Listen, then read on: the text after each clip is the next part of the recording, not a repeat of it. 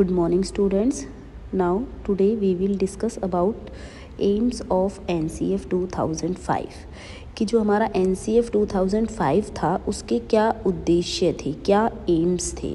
ठीक है, तो सबसे पहला जो इसका मेन एम था वो ये था कि जो हमारा टीचिंग लर्निंग प्रोसेस होगा वो हमारा स्टूडेंट सेंटर्ड होना चाहिए, ना कि टीचर्स सेंटर्ड।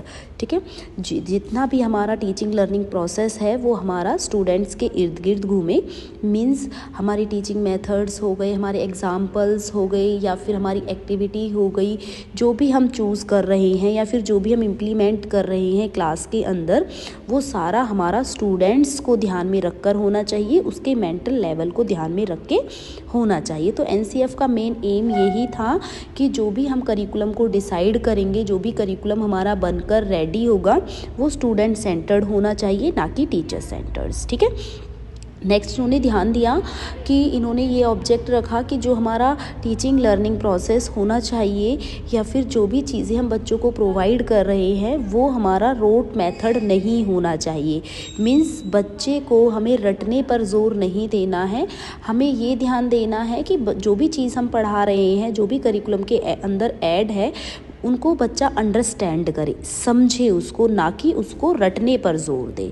तो ऐसे हमें इजी वे में एग्जाम्पल सेट करने हैं, इजी वे में हमें सारी चीज़ें उसके अंदर इंक्लूड करनी है, को रटने की ज़रूरत ना पड़े, चीज़ें इजीली बच्चों को समझ आ जाए। ठीक है, नेक्स्ट इनका जो एम था to develop thinking power in students, कि बच्चों के अंदर थिंकिंग को डेवलप करना, ऐसी चीज़ें ऐड करना कि जिससे बच्चा सोचने पर मजबूर हो जाए।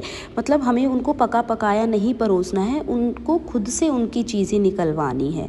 तो चीज़ें ऐसे करिकुलम के अंदर ऐड की जाए जिससे बच्चे का मेंटल लेवल डेवलप हो और उनकी सोचने समझने की शक्ति बढ़े, उनका जो क्रिटिकल एनालिसिस पावर होती है वो बच्चे की डेवलप हो सके।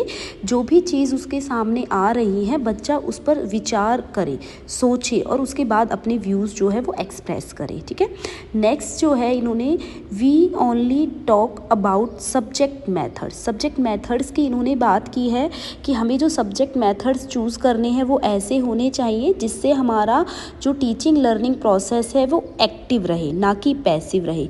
मीन्स आपको हमने पहले ही देखा है इसमें कि आपका स्टूडेंट सेंटर्ड है, तो ऐसा हमें मेथड यूज़ करना है जिसके अंदर स्टूडेंट्स जो है वो एक्टिवली पार्टिसिपेट करें, एक्टिवली अपना रोल प्ले करें, अपने व्यूज़ को एक्सप्रेस कर सके। मतलब टीचर ही केवल नहीं बोले, स्टूडेंट्स को भी मौका मिले, स्टूडेंट्स अपने व्यूज़ रखें, अपनी क्वेरीज रखें, अपना पार्टिसिपेशन करें, तो स्टूडेंट एक्टिव रहे। इससे क्या होगा, जो टीचिंग लर्निंग प्रोसेस रहेगा वो एक्टिव रहेगा। ठीक है, दूसरा इन्होंने ये चीज़ भी बोला कि हमें जो टीचिंग मेथड्स जो हमको यूज़ करने हैं वो हमारे एक्सपेरिमेंटल मेथड्स ज़्यादा होने चाहिए। मतलब ऐसा नहीं है कि बच्चा क्लास में बैठा है और वो सुने जा रहा है, नहीं, हमें लर्निंग बाय डूइंग पर फोकस किया इन्होंने। हमें ऐसे मेथड्स को चूज़ करना है जिसमें बच्चा खुद भी अपना पार्टिसिपेशन करे। जब हम एक्सपेरिमेंटल मेथड को यूज़ करते हैं तो हमारा जो टीचिंग लर्निंग प्रोसेस होता है वो हमारा एक्टिव फेस में आ जाता है। क्यों? क्योंकि उसमें टीचर्स भी एक्टिव रहते हैं एंड स्टूडेंट्स भी उसमें एक्टिव रोल प्ले करते हैं। तो इससे क्या होता है, इससे टीचिंग लर्निंग प्रोसेस जो है वो एक्टिव रहता है। ज़्यादा से ज़्यादा हमें एक्सपेरिमेंटल मेथड्स का यूज़ करना चाहिए। अगर आप छोटी क्लासेस में हैं तो प्लेवे मेथड का यूज़ करना चाहिए जिसमें बच्चा जो है अपना रोल प्ले कर सके। ओके, नेक्स्ट जो इसमें बात की गई है we talk related to academic, इन्होंने एकेडमिक के बारे में भी बात की है।